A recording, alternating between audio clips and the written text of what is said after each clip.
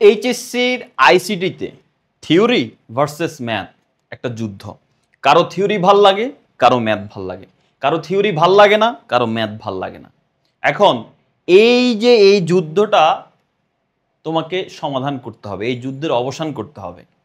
এই যুদ্ধের অবসান করতে না পারলে এইচএসসি 25 ব্যাচের মতো অবস্থা তোমারও হবে, এইচএসসি 26 ও 27 ব্যাচ।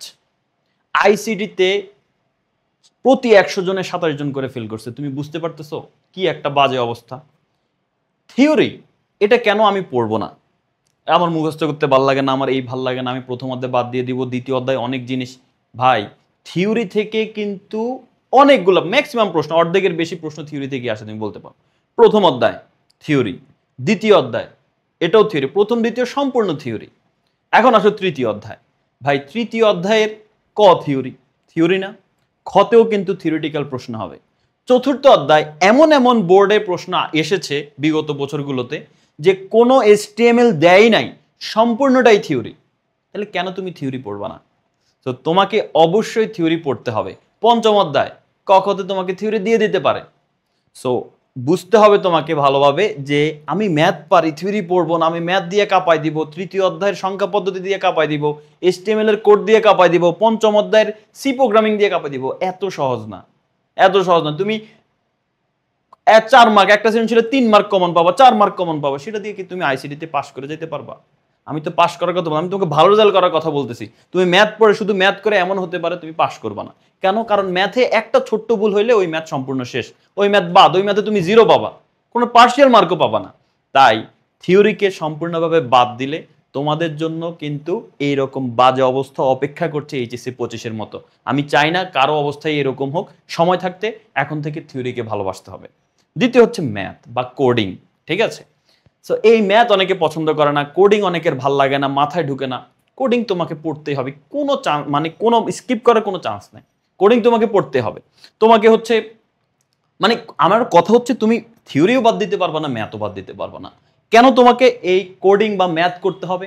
কারণ থিওরিতে তুমি পার্শিয়াল মার্ক পাওয়া, মানে পার্শিয়াল মার্ক পাওয়ার সম্ভাবনা, মানে তুমি প্রথম অধ্যায় থেকে একটা সৃজনশীল অ্যান্সার করলে 10-এ 10 পাওয়া মোটামুটি এটা অসম্ভব একটা ব্যাপার, ঠিক আছে?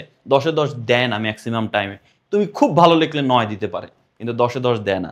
তো সবচেয়ে ভালো চান্স ফুল মার্কস তোলার ওয়ে হচ্ছে ম্যাথ যদি ভালো করে পারো। তো তৃতীয় অধ্যায়ের সংখ্যা পদ্ধতির ম্যাথগুলো যদি ভালো করে পারো, লজিক গেটগুলো যদি ভালোভাবে তুমি বাস্তবায়ন করতে পারো, প্রতিস্থাপন এইটার মাধ্যমে ওইটা বাস্তবায়ন, এটার মাধ্যমে ওইটা বাস্তবায়ন, সমীকরণগুলো সমাধান করা, সরলীকরণ করা, এটা যদি তুমি ভালো করে পারো, ওইগুলো প্রশ্নে আসলে অ্যান্সার করলে ফুল মার্কস পাবা। তার পরবর্তীতে হচ্ছে পঞ্চম অধ্যায়ের কোডিংগুলো, এগুলো যদি তুমি ভালো করে পারো তাহলেও কিন্তু তুমি হচ্ছে ফুল মার্কস পাবা। এখন ম্যাথ যদি আমি না করি তাহলে কি হবে? ম্যাথ যদি তুমি না করো, তোমার হচ্ছে সৃজনশীলে তো তুমি ভালো মার্কস তোলা তোমার জন্য কঠিন হবেই, এমসিকিউতে যায় তুমি আবার ধরা খেয়ে যাবা। কারণ এমসিকিউতে তোমাকে ভালো করতে হলে অবশ্যই তোমাকে ম্যাথ কোডিং ভালো করে জানতে হবে। শুধু জানলে হবে না, তোমাকে একদম ফান্ডামেন্টাল থেকে বুঝতে হবে। যদি না বুঝতে পারো কোনো লাভ নাই। কারণ তুমি দেখবা ম্যাথ রিপিট হয় না, কোডিং রিপিট হয় না, তোমার বিগত বছরের প্রশ্ন পড়লে রিপিট হবে না, কিন্তু ওই টাইপগুলো রিপিট হবে।